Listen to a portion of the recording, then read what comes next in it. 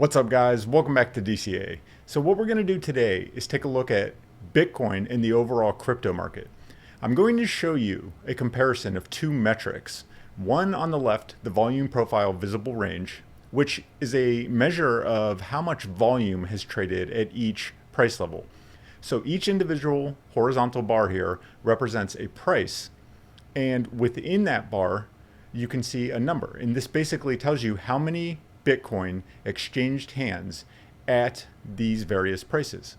And this ends up becoming important because of the fact that, statistically speaking, as a particular price level experiences more volume, what you'll see is more resistance as you're coming from below that price back to it. Let's say here, for instance, at around $57,000. If we were coming from below 57K, you'll tend to see that this will be a resistance level. And when we're coming back above, these people, if we got back to that price, would be happy to sell the asset, or some of them would anyway. They would be happy to sell the asset and get out of the, this massive loss that they've been under, and just get out at even, because they don't know if the price will continue any higher. So now if you're coming from above the price level down to it, it becomes a level of support, because for the same reasons. If you bought Bitcoin at, say, $39,000, and we were just at $45,000, and you didn't sell it at that point, you're probably going to hold on to it when it comes back to 39K. In fact, there's even a chance you may buy more of it at that level, because very recently or at some point you valued it at that level. So people are typically not willing to sell their asset at a loss. So they'll either buy more or just sit on it. So when you're coming from above, it's a support level, and when you're coming from below, it's a resistance level.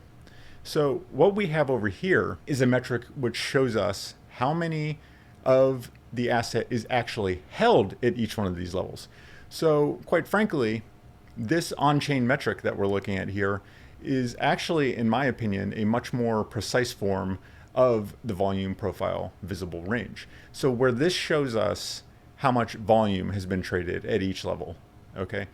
It shows volume at each level. This shows how many actual Bitcoin are held at this level. So for instance, if we look right here at around $38,000, okay, so we're right in this $38,000 range you see over on the right. And you see that there's around 600,000 Bitcoin held at this $38,000 level. So we've been trading in this 34K, or, realistically anywhere from 33K all the way up to this around 45, 46K level. Now, what you'll notice is that there has become a large quantity of Bitcoin held right in this area at 38 and 39K. And that's because when we dipped down here starting in the middle of January, so we had this larger capitulation. We had one here the week of the 10th, and then another one the week of the 17th through the week of the 24th of January. We spent a lot of time in this 30K range. And you'll notice that there was a large accumulation of Bitcoin right in this 38 and 39K zone. Now, another interesting fact, if you go back and say looked at this from a few weeks ago, we actually saw that there was a much larger zone down here in this lower 30s range. They bought in these levels and then took the quick profits when we got all the way up into the 40s. Okay, so you saw sort of a transfer of Bitcoin where some of them went from, around this 33, 34, 35 level, all in this zone. And some of them have been transferred anywhere from this 44 all the way down to this 38 to 39K zone. So it seems like a lot of people were willing to take a little bit of profits in here at this 38 and 39K zone. Now, another interesting thing that you'll find from the last time that we looked at this, some of these higher zones, we were estimating that, a lot of these people are currently short-term holders. Some of them are long-term holders who have become long-term holders ever since back here. So a long-term holder is someone who's held the asset for more than 155 days. So a lot of these people had become long-term holders, and many of them very may well still be, but we saw that there were a lot of coins up in this higher level, so basically from 55 up to 65K. Okay, and what we've seen is a lot of these coins have actually now shifted down to this downside. So a lot of these upper level coins, these short-term holders that had the asset sort of in this range here, have now capitulated. And you'll see there's still a lot of coins here. I mean, we're talking 300,000, almost 300,000, 100K, 100K. Basically, you have, well over a million coins held in this upper level here. I haven't done the exact math this time, but I'd estimate, just roughly looking at it, it's anywhere between 1 to 2 million coins is still being held between this, roughly 54, 53K level all the way up to a 65K level. Okay, so we see a lot of coins are still being held in these upper levels, and these individuals always represent, they're typically anyone who bought up at these higher levels. They're typically newer investors, the retail market, that comes in and tries to catch the wave on the road up to 100K, because that's what everyone on YouTube tells you, is you're going to 100K this market cycle, buy the dip, etc. So that's how you end up with millions of coins up in these upper tiers of the price that we've seen in this market cycle. So anytime you see these coins come from these higher price levels down into these lower price levels, especially as the price is dropping, that means we're seeing a capitulation event, or these individuals are eventually, or at this point, giving up and selling what they bought up here because they are worried about the price going lower. So we're seeing sort of something form here, and we're becoming more bottom heavy now. So what we were seeing in the past is that we were fairly well evenly distributed in terms of the coins. In prior videos where we've looked at this metric, we've seen there's heavy accumulation up here, there's heavy accumulation in this around 42 up to around 50 level, and then there was heavy accumulation in this basically 39 all the way down to this 33 level. So I mean, you have over a million coins now sitting at $38,000 and $39,000. So as we were coming down from our high of the week at around 45K, we are now trading at around 39K. And we're seeing that this level is offering support at the moment. Now, we don't know if this will continue to play out like this, but at the moment, it appears to be a heavy support level. And the reason for that is because of the fact that we have nearly 1.1 million coins sitting right at this level. And then even beneath that, you have another 300,000 and another 400,000. So you have nearly 2 million coins sitting anywhere between around 36 up to 39K. So think about that. That's nearly 10% of the total Bitcoin supply. And in fact, it's over 10% of the total Bitcoin supply, as the supply currently sits at around 19 million coins. So you just have a massive number of coins sitting right in this very narrow window. So what does that mean overall? First of all, I would say this becomes a level where you do not want to see the price falling below this level here rapidly, because that would indicate these individuals in these ranges right here, they're losing their nerve based on macroeconomic level events, based on inflation, based on the conflict between Ukraine and Russia in Ukraine at the moment.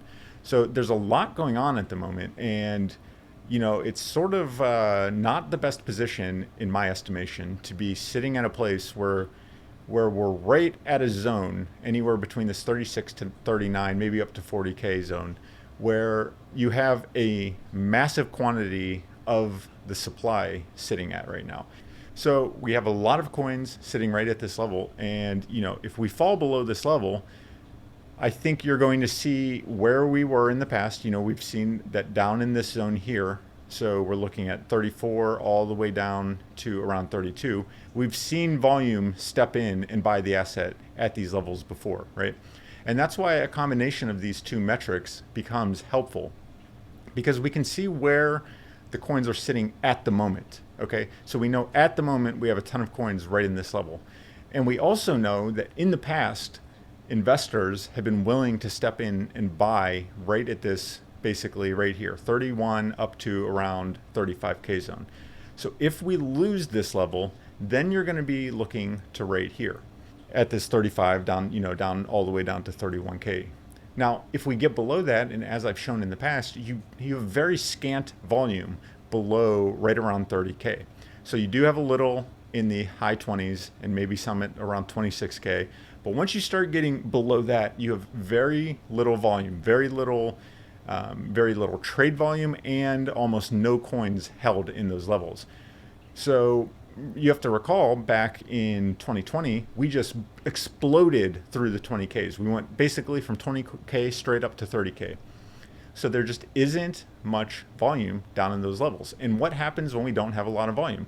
Well, look right in this zone here, where right at around this 52K zone. So we anywhere from about here, 50K, all the way up to around 54K.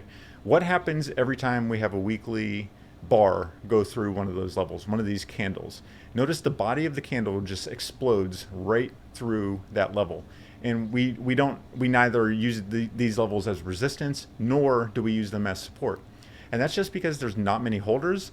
There aren't many coins at these levels, so we don't really trade at these levels very much. So that's kind of one of the scarier things to think about in terms of if we get below this, once we start going below this around 30K level. You run out of much trade volume down at those levels, so it can become very easy for the price to sort of slide down to lower levels. And this is sort of in line with some other metrics that we've talked about in the past.